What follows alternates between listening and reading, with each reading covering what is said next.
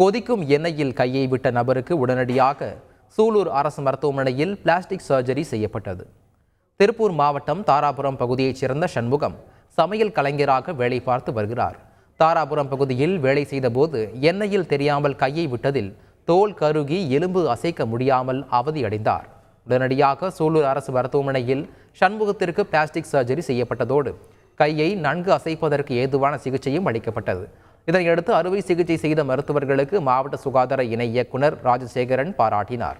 கோவை மருத்துவக் கல்லூரி மருத்துவமனையில் வழங்கப்படும் சிகிச்சைக்கு இணையாக சிகிச்சை அளிக்கப்பட்டுள்ளதாக ராஜசேகரன் தெரிவித்துள்ளார்.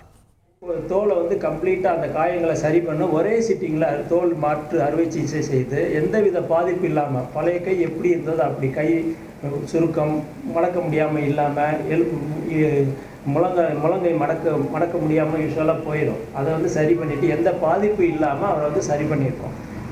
அவர் இப்போ பூரண குணமடைஞ்சு நார்மல் நிலைமையில் இருக்கார். அதாவது கோயம்புத்தூரில் அந்த மருத்துவக் கல்வி மருத்துவமனையில் கொடுக்கக்கூடிய அத்தனை சிகிச்சைகளும் நாங்கள் இந்த சிந்திய ஆஸ்பத்திரியில் நல்ல முறையில் சிகிச்சை அளிச்சிருக்கோம். ரொம்ப காயமாக இருந்துச்சுங்க. எங்கள் ஏரியா போயிருந்தாக்க கையே எடுத்துருக்கணுங்க. அது மாதிரி இருந்தது. இப்போ இங்கே சார் நல்லா சரி பண்ணி விட்டார். சாருக்கு நல்லா நன்றி சொல்லணும். இப்போ அதே வெளியில் போயிருந்தாலும் ரொம்ப நாள் ஆகியிருக்கும். இன்னும் 2-3 மாதம் கூட ஆகியிருந்திருக்கலாம்.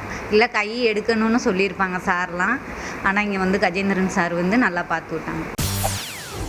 செய்திகளை உடனுக்குடன் தெரிந்து கொள்ள உடனே சப்ஸ்கிரைப் பண்ணுங்க.